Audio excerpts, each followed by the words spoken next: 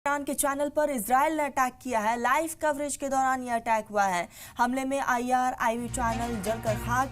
Israel का channel पर missile attack देखने को मिला है। आपको बता दें कि हमले में चैनल का स्टाफ जख्मी है। ईरान ने हमले को जंगी जुर्म बताया है।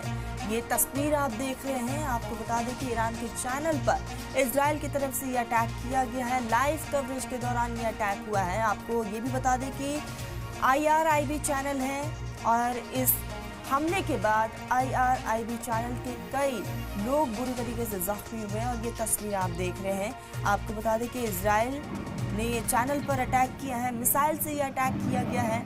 हमले में चैनल की जो स्टाफ है वो बुरी तरीके से जख्मी हो चुके हैं।